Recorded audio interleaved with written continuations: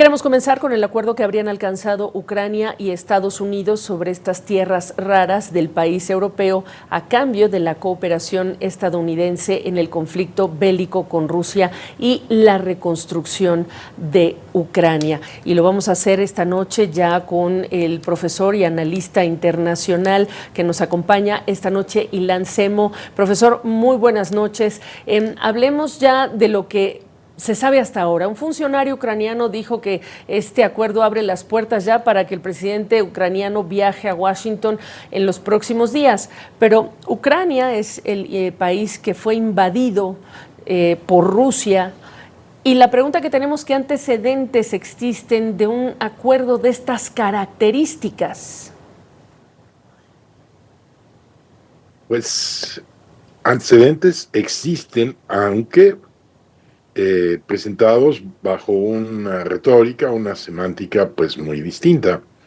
Lo que ha hecho Donald Trump otra vez es, como lo hace a diario, escandalizar no solo al establishment americano, a los grandes expertos en política internacional de Estados Unidos, sino a los europeos, al decir que va a cobrarle prácticamente a Ucrania el apoyo que Estados Unidos le estuvo otorgando durante 3 años en armamento militar, asesoría, el Interlink, etcétera. Pero, como de costumbre, Trump lo que hace es recorrer la cortina de lo políticamente correcto para decir lo que está abajo de los verdaderos sentimientos, pues de lo que ha sido una buena parte de la política exterior de expansión estadounidense en otras épocas. En la Primera Guerra Mundial, Estados Unidos, la banca estadounidense, junto con el gobierno, dieron créditos a Francia, a Inglaterra, a los países que estaban en contra de Alemania, y después se los cobraron. Precisamente el acuerdo de Versalles era para que a través de Alemania, Estados Unidos, se pudiese cobrar los créditos. Lo mismo fue el Plan Marshall en la Segunda Guerra Mundial, con otro tono, siempre bajo el concepto de ayuda, desarrollo, etcétera, nunca con esa descarnada brutalidad verbal de Trump, de decir, pues vengo a cobrar lo que les di. Pero en realidad, no solo en el caso de Estados Unidos, sino en las grandes potencias, en el siglo XIX, igual Inglaterra, bajo conceptos como apoyo, ayuda, ¿cómo se llama? Hoy en día subsidiariedad o ¿cómo se llama?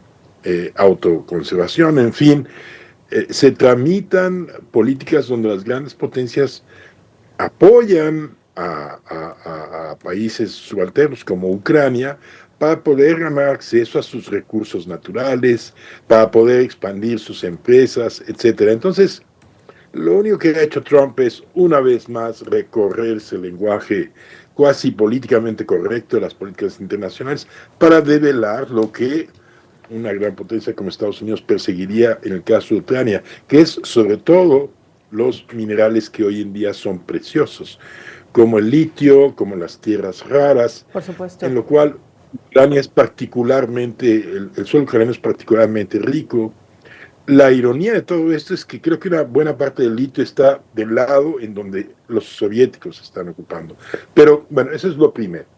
Lo segundo es que ahí sí van a tener que ponerse de acuerdo entre los europeos, ahora los rusos y los Estados Unidos, en negociaciones que todavía no se avisoran cómo van a ser, porque el infortunio para Ucrania es que después de la tragedia de la guerra, parece anunciarse ahora la tragedia del reparto del botín de las riquezas naturales ucranianas, que son muy cuantiosas. Tienen una de las tierras fértiles más fértiles, valga el pleonasmo del mundo, la Tierra Negra, crece absolutamente el trigo, muchísimos productos agrícolas que son necesarios hoy para África, para el cercano oriente, tiene muchísimos minerales, y ya el año pasado, hay que decirlo, los europeos habían estado acordando con el gobierno ucraniano esa repartición.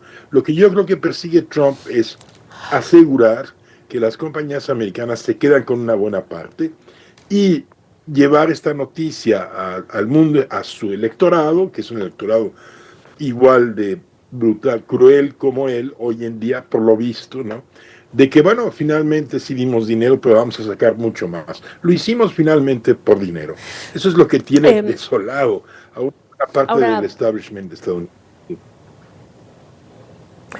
Claro, y hemos tratado de capturar digamos, la sensación, la reacción de los propios ucranianos, de los ciudadanos a las distintas, digamos, giros que ha dado Estados Unidos en los últimos días, en las últimas semanas, en relación con esta guerra, en relación con decir o no quién es el agresor, en relación de hablar o no de una invasión, de si es o no Putin un dictador y no el presidente Zelensky. Pero la pregunta que le tengo aquí tiene que ver con estas garantías, esa reticencia de entregar ciertas garantías a Ucrania durante el proceso de negociación, que fue una de las cosas que más se mencionó por el propio presidente Trump, pero el presidente Zelensky y Europa habló de hay que sentar esas garantías. ¿Qué tanta confianza tiene usted en relación con que Ucrania tenga las garantías que ha pedido a cambio de este acuerdo? Que, si me permite, hay quienes no hablan de una negociación, sino de una extorsión, profesor. Pues sí, la palabra extorsión es correcta. En el caso de la relación del grupo de Trump con Ucrania, lo que pide, pues sensatamente Ucrania, es que si van a firmar todos esos acuerdos para que se queden con los recursos naturales, al menos a cambio, tengan garantías para que primero haya un alto a la guerra, algún tipo de alto, cese al fuego, tregua, lo que sea, y después de que ya no se repita la situación que comenzó hace 3 años, ¿no? Es decir, que el ejército ruso no siga prosperando y que se estabilice la situación. Entonces, de eso no se ha hablado en absoluto. Por el contrario, todos los gobiernos europeos están diciendo que se van a armar, que van a gastar más dinero en sus propios armamentos, que ya no mantienen la confianza de que Estados Unidos sea esa suerte de gran paraguas de la seguridad europea. Cosa que el mismo Trump había promovido desde el 17, lo están haciendo ahora. Entonces, la gran interrogante es que nadie habla de lo que urge a los ucranianos y son los ucranianos. Y eso está abierto, y está tan abierto que no está claro cómo se va a llegar al final del cese para empezar de las actividades militares. Ni siquiera está claro, ¿eh? Por eso sí es una extorsión. Pues importantísimo hablar de que se ha logrado. Sí. Sí. Sí, no se sí le ha escuché, perdóneme, profesor, no, es que se me acabó el tiempo, pero no se habla de los ucranianos en ese sentido. Oiga, déjeme invitarlo nuevamente porque era importante hablar de que se anuncia un potencial acuerdo, pero hay que hablar de este otro tema, esas garantías y lo que usted habla de los ucranianos. Es el profesor Ilan Semos desde la Ciudad de México. Gracias, profesor, buenas noches.